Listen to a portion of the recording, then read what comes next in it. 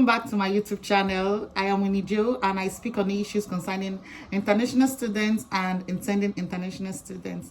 To all my old subscribers, thank you so much. I know it's been a while. To my new subscribers, welcome. Yes, to my new subscribers, I know you don't know, but I just had a baby, so I just had to take some time off and get myself and all of that. So you can actually check the link beneath this video description for my YouTube link, my Instagram link, Twitter, Telegram. And the Telegram group, we have a lot of people that are there to share their experiences with you, and you can also reach me directly. Also, my email address is beneath this video description in case you need to send me a business message and all of that. But for all inquiries, just join the Telegram group. Okay, so that's all for the announcement. So to the video for today. Today I want to talk about everything you need to do after having your baby in the UK. So a lot of international students have actually come into the UK and they've had their baby and they don't know what else to do, what the next step to do. So I'm going to list it out in this video, okay? So the first thing you should do after having your baby is to actually, when you've been discharged from the hospital, the midwives and the doctors will tell you to link up with your GP, submit your prescriptions, book your appointments in case there's any appointments that you need, for any referrals you would need. Then they will also ask you to book for your 6 weeks check or 8 weeks check for you and your baby, okay? And then the midwife is also going to give you some dates that you could come to see her at the children's center, where you could discuss anything, any challenges you have, especially as a new mom or as an international student, okay? They are going to give you any support that you need. And no, please don't be worried. This is not public funds, okay? You actually are entitled to free medical care as an international student because you paid for your IHS and all of that. So basically, after doing that, I think the next thing you need to do is to register the birth of your child, and that must be done within the first 42 days, if I'm right. Yeah, something like that. Yes, so you should actually register the birth of your child. How will you do this? You go to your city council. You can either go to their office or you go to the website, and then the process on how you can register a birth is there. But usually they will ask you that, they'll tell you that the father of the child and you as the mother ought to be there, because there are some things you need to sign. And then in my own council in Hull, I was asked to pay some amount of money to be given a birth certificate, okay? So all these things, process is all documented, and it varies depending on the city council you belong to, okay? One thing I've come to know in this UK is that I don't just generalize. Don't say just because this is the way they are doing it here, that's the way they are doing it there, okay? All is really a very, very cheap place to be and all of that, and it's very, very easy accessing information and all of that. But in some other areas, some high profile areas, it's quite a little bit tricky, more expensive and all of that. So yes, so after having your baby, as I said before, the next thing, if you're a student, you need to inform your school about it so they can give you some time off. I think the highest they can give you is 2 weeks or so.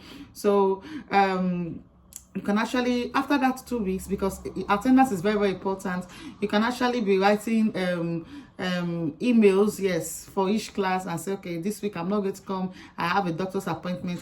Please let it all be documented. You know what, I watched one video recently that a lady actually she was sick for some time, and instead of her to inform the school, she told the school, I am strong, I will not be able to come to school today, I am very strong. And the admin and all of that in the school was like, how can somebody say, I will not be able to come to school today, I am strong? Even me, this African mentality, this Nigerian kind of way, like instead of saying I am sick, you positive confession, I am strong. You don't expect them to understand that. So when you are writing your email, and you have to be very, very detailed, and also you also have to have a proof. They might ask you, okay, what's the proof of this complaint you've just given or this excuse you've just given? That's why it's important for you to go to your GP. GP is free, so you should go there for every single thing. Oh, my neck is paining me, go. My leg is paining me, go. Let it all be documented, just in case you need to prove, you need an alibi tomorrow, so you can easily just pull it out. Okay. And yes, back to the women. Yeah, during the time after you've given birth in the hospital, yes, you actually have access to a lot of things like breastfeeding classes in case you're a new mom. Even me as a third time mom, I still had issue with breastfeeding because I sort of know like bend and all of that, but this time they taught me everything that I need to know and how I should properly sit down and prop myself up, all these pillows and all of that. So these classes you could attend, these early years classes, how to take care of children. It is very, very educational, and it's a way to meet people, it's a way to expand your knowledge on certain things, meet with the locals. Okay, one thing about us, you don't feel scared, don't feel I don't want to do this, I don't want to do that. You did not come to the UK to come and sit down in your house. So go out, socialize, attend this as long as you're free. Attend all these workshops and all of this that the early years or the children's center in your locality actually organize. Okay, speak with your midwife during that time, because they're going to she's going to keep seeing you for some time, selected days. Yes, and then you speak with your midwife that you need help with this, you need help with that. And sometimes I had a doula, okay, that was inside the labor room with me. So sometimes the doula comes around or she asks me, what do you need? And I say, okay, I need this and I need that, and truly she brings them for me. So don't be scared, it's not public front, it's just everything that goes with having a baby in the UK. Yes, another thing is you would have to make sure that your baby's immunizations, they are all booked. They are going to give you this red book, so make sure that they explain to you after having your BCG, sorry. After having your BCG, I think the first few weeks, I think 2 weeks after birth, it's not like the way we do it in my own country, Nigeria. Immediately you're just giving birth to the child, you are giving that child BCG immediately. In fact, they'll say, don't nobody to carry this baby till you give them the BCG. So it's not like that here. So it's after 2 weeks, the BCG, and then subsequently they'll tell you when you should have the next appointments and all of that. Yes, what else again that comes with it? I think it's every other thing should be communicated to you. Okay, and if your baby has any issue, you should actually try to meet the GP and let them know. Okay, concerning school and nursery and all of that, you should also speak to your school authorities, the student officials, if they have any help they could render in that, or any assistance they could render in that aspect. Yes, for all your referrals, you make sure you go on it. Like maybe your child was referred to a specialist, or you yourself you referred to a specialist. So I, for example, I was referred to a physiologist. They said they're going to massage my body. I complained about body pains. I said that's why my body is paining me. So they said I should come for massage. I said yeah. Inside time I say it's chiropractor or what's it called, and then they massage something. But this time around it's like medical inclined. So good, we are out there. So don't be scared. They refer you to specialists and all of that. So if they have a waiting list, it's your duty to make sure that you call them all the time to ask, oh, is there still space? Don't forget I'm still on the waiting list and all of that. Okay, if you're having a baby boy, I don't think there's a place you can do your circumcision here in Hull, but you can ask your locality in case you are not in Hull, you're in any other part of the UK.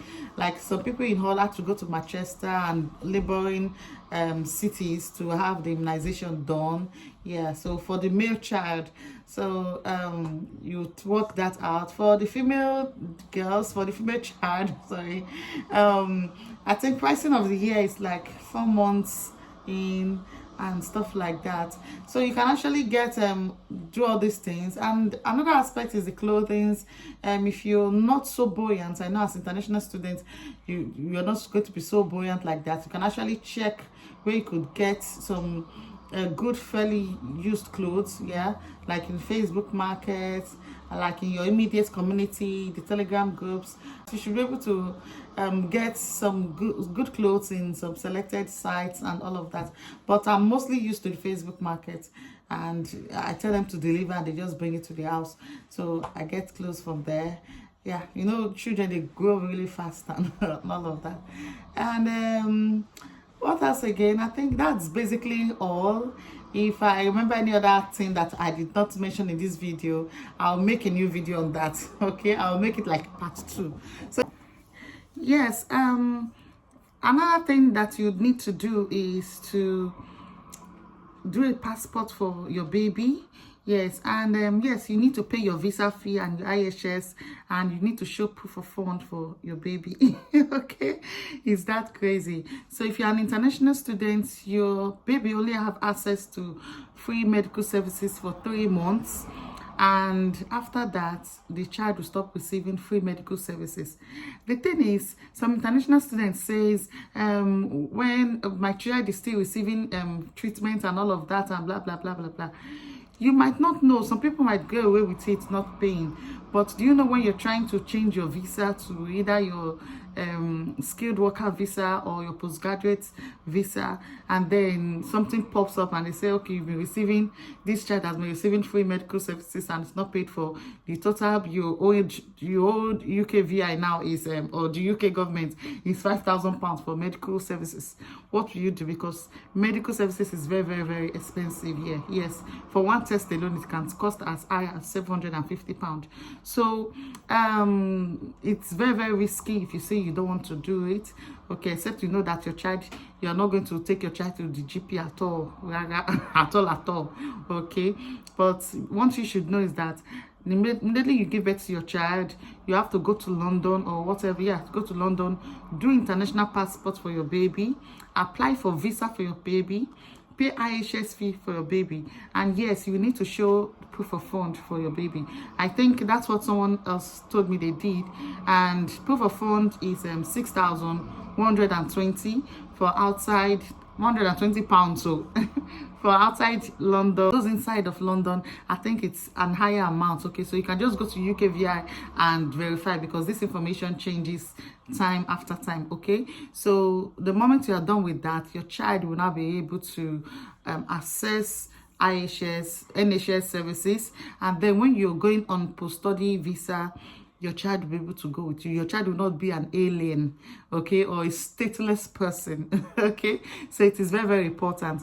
Yeah, as I said before, you can actually do it, make sure you just do it at 3 months, or you can actually wait. Just make sure you do it before you change your visa, because you don't want a situation whereby you'll be denied your change of visa because of that little issue and stuff like that. Okay, so I think that's all for today. And yes, if you intend not to do international passport for your baby, it means yeah, I think your child can actually stay in the UK without having an international passport or getting registered. But the thing is the IHS, is the NHS services. Yes, that's the thing. So because you need your child to access medical services, you just have to do international passport and apply for visa for the baby. But if you're already an international student here in the UK and you already have a baby here, you don't need to tell the government or register or do visa or anything for the baby. Okay,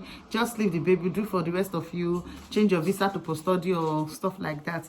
The baby, after 7 years or 10 years or so, I think the baby is entitled to citizenship or something. I'll read more about that. Okay, but I think if the visa you are changing to after you being an international student, the visa you are changing to is in the health sector, you don't need to pay any IHS. So in that way, you don't even need to do international passport for your baby.